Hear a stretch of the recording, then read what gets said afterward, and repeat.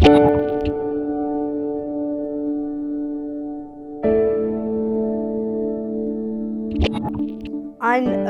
կյանքը, որը հասարակությունը ապրում է, մարդիկ մտածում են, որ հաշմանդամություն ունեցող մարդը չի կարող լիակատար ընդգրկվել այդ ամենի մեջ։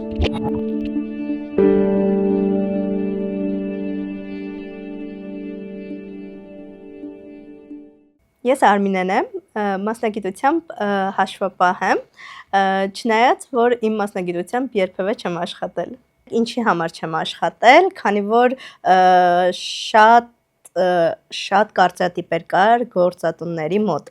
Օրինակ, ես դիմել եմ մի աշխատանքի համար, որտեղ պետք է իրենց պահեստային մնացորդները հաշվել, եւ այնտեղ շատ իրեր կային, որոնք բարձր էին դրված։ Նրանք երևի ավելի շատ չգիտեին, թե ինչ է խելամիտ հարմարեցումները, ինչ է մատչելիությունը, որ կարող էին ընդհանրապես մի աթոռի կամ աստիճանի կամ այլ առարկայի կամ գործողության միջոցով իմ աշխատանքը կարող էր դառնալ շատ հեշտ։ 2025 թվականի տվյալներով Հայաստանում հաշմանդամություն ունեցող շուրջ 140,000 աշխատունակ անձ գործազուրկ է։ 2024 թվականին պետական աջակցության ծրագրերի շնորհիվ մշտական աշխատանքի է տեղավորվել ընդամենը 18 մարդ։ Անձին հաշմանդամության հիմքով չընդունել աշխատանքի, դա նաև կարծում եմ, որ մեր տնտեսական անկախության իրավունքն է խաթարում։ Ես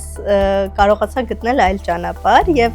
իմ հոբին վերածեցի բիզնեսի եւ սկսեցի խաղալիքների արտադրությամբ զբաղվել, որը արդեն 5 տարի է, որ գործունեություն է ծավալում։ Վերջին մի քանի ամսվա ընթացքում ես զբաղվում եմ բլոգինգով, ինչի համար սկսեցի, քանի որ բացի այն, որ շատ կարծրատիպեր կար մարդկանց մոտ, նաև հայտնվում էր տեղեկություններ, որոնք չէին համապատասխանում իրականությանը։ Եվ ես որոշեցի, որ ինչու ոչ իմ փորձով կիսել կոտրել այն կարծրատիպերը, որոնք կան։ Ինչ եմ ասում ես, ինչ են լսում մարդիկ։ Ես ունեմ հաշմանդամություն եւ ինձ անհրաժեշտ է օգնություն այն ժամանակ, երբ ես եմ խնդրում։